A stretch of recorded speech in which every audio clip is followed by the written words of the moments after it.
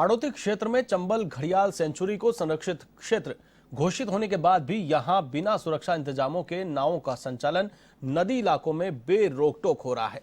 नाव में सवारी करने वालों को लाइफ जैकेट नहीं पहनाई जाती है और न ही जिला प्रशासन कभी इस तरह की लापरवाही को गंभीरता से ले रहा है। ऐसे ही एक लापरवाही का सितंबर 2020 को ये लापरवाही हो चुकी है। इस दिन भी चंबल में नाव डूबी थी और यात्रियों ने मुश्किल से तैरकर अपनी जान बचाई थी।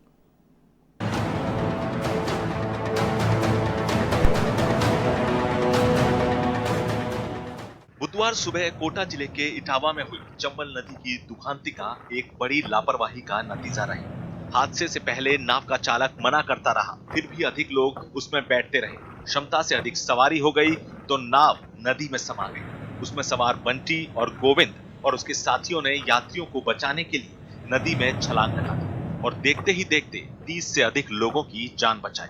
जरूरत पड़ने पर ये युवक एक दूसरी नाव भी लेकर आ गए। इससे बचाए गए यात्रियों को सुरक्षित बाहर भेजा जा सका। फिर भी भारी लापरवाही और कई सवाल इस हादसे से उठने लगे हैं। खास बात यह भी कि सवारी ले जाने वाली नाव में बाइक का ले जाना भी खतरे को आमंत्रण दे गया। इससे पहले भी कई हादसे चंबल नदी में हो चुके हैं। 1 सितंबर 2020 को चंबल नदी में एक नाव डूब गई। इसका वीडियो वायरल होने के बाद भी जिला प्रशासन ने कोई सबक नहीं लिया।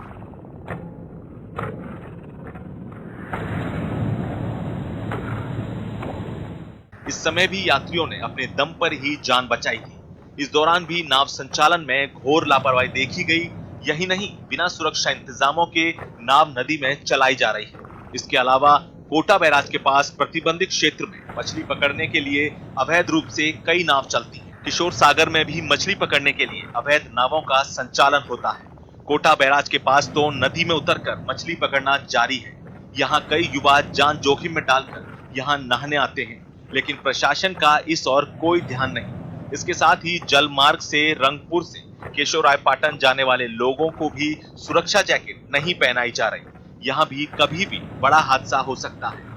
चंबल नदी अपने विशाल जल मार्ग के लिए शुरू से ही प्रसिद्ध रही है। इसे देखते हुए चंबल घड़ियाल सेंचुरी की स्थापना 1978 में की गई। यह 3 राज्यों राजस्थान, मध्य प्रदेश और उत्तर प्रदेश में फैली हुई है। चंबल नदी के रूप में यह अभ्यारण्य 5400 वर्ग किलोमीटर क्षेत्र में फैला हुआ है। इसके कोर क्षेत्र में लगभग 400 किलोमीटर लंबी चंबल नदी आती है। इसी नदी पर जवाहर सागर अभ्यारण्य भी है। घड़ियाल सेंचुरी में धौलपुर से जवाहर सागर के बीच करीब 430 मगरमच्छ और 700 घड़ियाल हैं। ये देश की इकलौती नदी है जो घड़ियाल सेंचुरी के रूप में संरक्षित है। इसे देखते हुए यहाँ पर किसी तरह से नाव का संचालन नहीं किया जा सकता। इसके बाद भी हाड़ौती क्षेत्र में बेरोक-टोक नावें चंबल नदी के जलमार्ग में दौड़ रही हैं। पवित्र चंबल नदी आदिकाल से पूजनीय और वंदनीय है, लेकिन घोर लापरवाही के कारण हो रहे हादसे कई लोगों की जान ले रहे हैं। ऐसे में जनता की जागरूकता के साथ साथ प्रशासनिक अमले को भी सावधान रहना होगा। यदि ऐसा नहीं हुआ तो भविष्य में कल-कल बहती चंबल नदी में नावों का संचालन ही थम जाएगा।